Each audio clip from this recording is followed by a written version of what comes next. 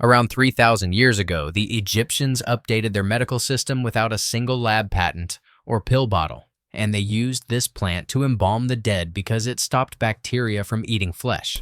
Let that sink in. They trusted it to preserve bodies for eternity, but we're told it's just a kitchen herb. Today, we're choking on antibiotic resistance and prescriptions that barely work, while this ancient seasoning still kills microbes on contact. The miracle cure wasn't invented by pharma. It was buried in Egypt, and its name is thyme and oregano. They told you infections need a factory, a lab coat, a prescription pad. They told you survival comes in blister packs stamped with expiration dates. But here's the contradiction that rattles the cage. Long before antibiotics had names, before pill mills and patents, people survived plagues, rot, and open wounds with two plants that grow in cracked stone and suffocating clay. They were ignored because they couldn't be owned, forgotten because they couldn't be monopolized. Hidden in plain sight while the industrial supply chain built an empire on dependency. These plants don't beg for mercy. They burn, they sterilize, they endure. Thyme and oregano. This isn't folklore. This is chemistry. Thyme bleeds thymol. Oregano sweats Carvacrol. These are phenolic compounds, plant-made chemical weapons evolved under blistering heat and drought where microbes are ruthless. Thymol and Carvacrol don't politely slow bacteria down. They punch holes in cell membranes. They collapse the structural integrity of microbes until they leak themselves to death. In lab studies across multiple decades, these compounds show broad-spectrum activity against gram-positive bacteria, gram-negative bacteria, fungi, and even some viruses. Translation: they don't care what uniform the pathogen wears. They shut it down. Now compare that to the commercial rival, synthetic antibiotics, single-target molecules designed to hit one pathway, one lock, one key. Effective at first, then the microbes adapt, they mutate, they learn, they pass resistance like a family heirloom. That's not a theory, that's reality. Antibiotic resistance is now recognized globally as a major threat to human health. Entire classes of drugs are becoming obsolete, and the industry response is always the same. New drug, higher dose. Stronger side effects, a tighter leash. Thyme and oregano don't play that game. Their essential oils contain dozens of active compounds working together. Thymol, Carvacrol, P-cimene, gamma-terpenine. It's chemical chaos for microbes. There's no single switch to flip, no easy resistance to build. That's why these plants still work after thousands of years. Diversity is resilience. Monoculture is fragility. Cut open a thyme stem and crush the leaves. The scent is sharp, medicinal, almost violent. That aroma isn't there to please you. It's there to repel invaders. Those oil glands are microscopic armories. Under a microscope, you'd see cells saturated with volatile compounds, not pale and watery like industrial lettuce bred for shelf life. This plant is dense, concentrated, purpose-built. Oregano is even louder. Its leaves are thicker, darker, richer. When you bruise them, the oil floods out like a warning flare. Carvacrol dominates here. In laboratory settings, Carvacrol has been shown to disrupt biofilms, those slimy bacterial fortresses that protect pathogens from drugs. Biofilms are why infections linger, why they come back. Carvacrol doesn't knock politely. It dismantles the walls. And before anyone screams placebo, understand this. Thymol is recognized in pharmacology. It's been used in mouthwashes, wound cleansers, and antiseptics for over a century.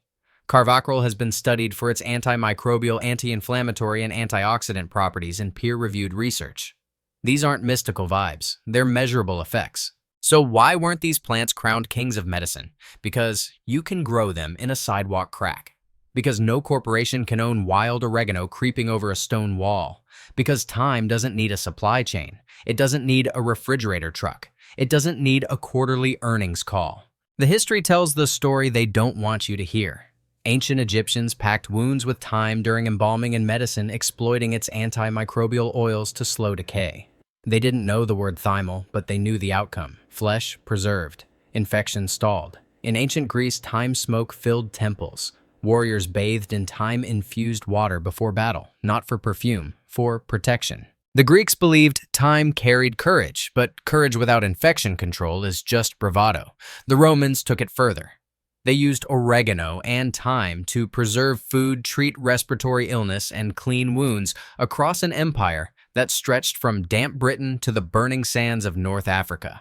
An empire doesn't survive on superstition alone. Around 3,000 years ago, the Egyptians updated their medical system without a single lab patent or pill bottle, And they used this plant to embalm the dead because it stopped bacteria from eating flesh. Let that sink in. They trusted it to preserve bodies for eternity, but we're told it's just a kitchen herb. Today, we're choking on antibiotic resistance and prescriptions that barely work, while this ancient seasoning still kills microbes on contact. The miracle cure wasn't invented by pharma. It was buried in Egypt, and its name is thyme and oregano. Fast forward to the Middle Ages, thyme under pillows to ward off disease. Oregano oils rubbed into aching joints and infected skin. Folk medicine kept these plants alive while official medicine stumbled in the dark. Then came the 20th century, penicillin, the miracle drug. And it was a miracle, until it wasn't. Antibiotics saved lives, that part is real. But the industrial response didn't stop at saving lives. It turned medicine into volume, overprescription, livestock dosing, preventative use for profit. The result is predictable. Resistant strains, superbugs, a biological arms race we are losing because we put all our faith in a single strategy. Meanwhile, thyme and oregano stayed quiet. Growing, waiting, science circled back. Studies began to confirm what tradition never forgot.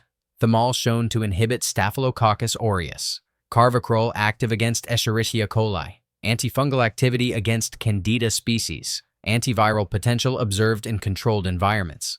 These plants don't replace modern medicine. They reinforce the body's defenses. They reduce microbial load. They create hostile environments for pathogens. They support, not dominate. And here's where the industry gets nervous. Because these plants encourage autonomy. They encourage people to grow instead of buy, to steward instead of consume. The commercial rival is a diva. Synthetic antimicrobials require sterile labs, precise dosing, controlled environments, constant regulation. They degrade, they expire, they depend on compliance. Thyme is a tank. It thrives in poor soil.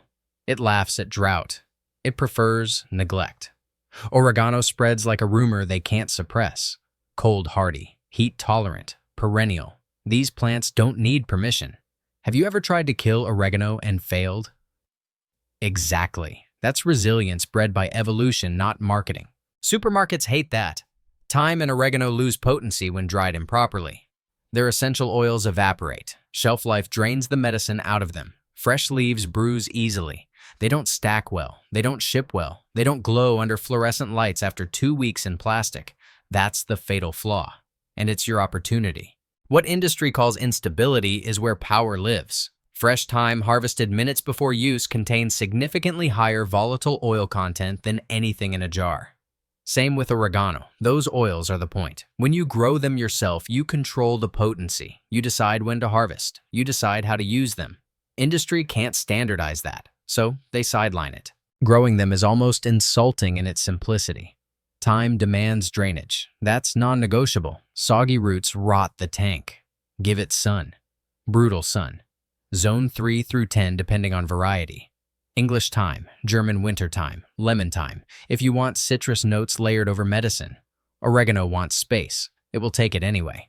Greek oregano carries the highest Carvacrol content. Not ornamental oregano. Greek. Plant it once and manage it forever. Don't start with weak seedlings bred for looks. Start with cuttings or reputable seed sources. Avoid anything labeled mild or sweet if you're after antimicrobial power.